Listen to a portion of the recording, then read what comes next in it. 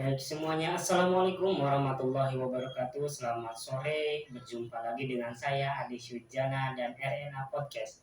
Pada sore hari ini kita berjumpa kembali dengan keadaan sehat walafiat dan keadaan yang sama, yaitu selalu bahagia dan selalu tersenyum, penuh motivasi untuk Anda semuanya.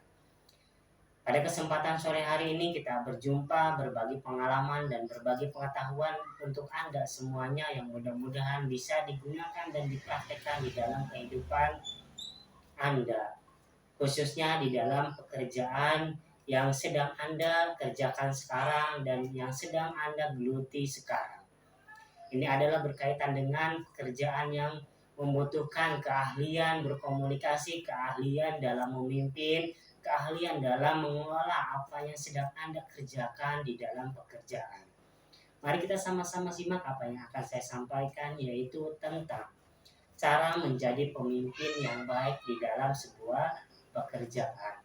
Inilah sangatlah penting ketika kita dilibatkan di dalam suatu pekerjaan dan diamanahkan apabila Anda sebagai pemimpin di dalam suatu kelompok dalam pekerjaan. Butuh pengetahuan dan butuh pengalaman dan butuh pemahaman yang khusus dan pengetahuan yang lebih untuk bisa memimpin diri Anda sendiri dan orang lain. Ketika kita bisa memimpin diri kita sendiri sampai dengan kita bisa memimpin orang lain, itu akan membuat pekerjaan yang sedang dilakukan, pekerjaan yang sudah dikonsep, ataupun suatu perusahaan atau suatu lembaga yang Anda pimpin akan berjalan dengan lancar dan sesuai dengan apa yang Anda harapkan dan apa yang Anda konsepkan akan berjalan sesuai dengan rule-nya, jalurnya, itu yang sama-sama kita harapkan. Tetapi mari kita sama-sama simak apa yang akan saya sampaikan. Mudah-mudahan ini bermanfaat bagi Anda semuanya. Yaitu yang pertama, bersikap baik namun tidak lemah. Ini sangatlah penting ketika suatu pekerjaan dipimpin oleh seseorang yang bersikap baik, kemudian bisa mengerti apa yang sedang dirasa oleh karyawannya, apa yang sedang dikerjakan oleh karyawannya, dekat dengan karyawannya ataupun bawahannya, tetapi tidak terlihat seperti lemah. Tetap Anda bisa memunculkan atau memperlihatkan Anda bersikap tegas, Anda bersikap wibawa, dan lain sebagainya. Tetapi adanya kedekatan dan kebaikan antara diri Anda dengan karyawan itu sangatlah penting. Karena ketika Anda sudah dekat, Anda sudah berbaur, akan terjadinya komunikasi yang lancar dan komunikasi yang baik. Itu sangatlah penting ketika Anda menjadi pemimpin di sebuah pekerjaan atau perusahaan yang sedang Anda geluti ataupun yang sedang Anda jejaki saat ini. Itu yang pertama. Yang kedua, bersikap tegas tapi tidak kasar. Seorang pemimpin perlulah keputusan yang tegas, keputusan yang jelas, agar instruksi yang Anda berikan kepada karyawan atau kepada bawahan itu jelas untuk bisa dilaksanakan, jelas untuk bisa dikerjakan oleh seorang karyawan di dalam perusahaan atau di dalam sebuah lembaga. Karena ketika adanya ketegasan, kejelasan, dan informasi yang tepat sasaran, apa yang harus dilakukan oleh karyawannya, apa yang harus dikerjakan oleh bawahannya, itu tepat sasaran dan jelas. Tidak adanya lagi pertanyaan-pertanyaan. Apabila ada pertanyaan, silakan ulangi untuk bisa menjelaskan, kemudian bisa dijelaskan dengan tegas dan dengan jelas kepada karyawannya. Tetapi tidak terlihat kasar, tegas tetapi tidak kasar. Itu hal yang berbeda, karena kalaupun misalnya kasar, itu terlihat seperti ada perlakuan fisik atau perlakuan yang beda di dalam ketegasan Anda. Kita harus perhatikan sama-sama ketika Anda menjadi seorang pemimpin yang baik di dalam sebuah perusahaan, silakan untuk bisa memberikan kejelasan, instruksi dan perintah kepada bawahan ataupun karyawan. Itu yang kedua. Yang ketiga, bertanggung jawab. Seorang pemimpin haruslah adanya tanggung jawab kepada apa yang sedang dipegang, apa yang sedang dikerjakan, dan apa yang sedang Anda lakukan di dalam sebuah pekerjaan di perusahaan ataupun lembaga. Karena ketika Anda sudah bertanggung jawab, itu akan dilihat oleh bawahannya, akan dilihat oleh karyawannya. Apabila sebelum dikerjakan oleh karyawannya, silakan untuk bisa mempercontohkan pekerjaan yang sedang Anda lakukan, kemudian bisa arahkan atau bisa ajarkan kepada karyawan yang ada di bawah Anda. Itu salah satu pemimpin yang baik, kemudian bisa mengajarkan untuk bisa terus mendorong karyawannya menjadi bisa mengerjakan apa yang sedang Anda kerjakan dan sesuai dengan apa yang Anda harapkan. Itu yang ketiga. Yang keempat, percaya diri. Ini hal yang harus diperhatikan, ini sangatlah penting bagi seorang pemimpin yang nantinya akan dikatakan pemimpin yang baik dan bagus di sebuah perusahaan atau lembaga.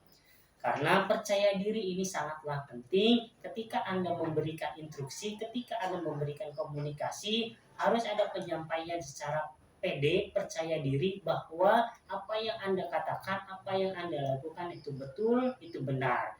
Karena ketika adanya percayaan diri, itu pasti akan menghambat pekerjaan yang Anda lakukan dan Anda instruksikan. Ketidakjelasannya instruksi dan ketidakjelasannya keinginan Anda atau perusahaan kepada karyawan.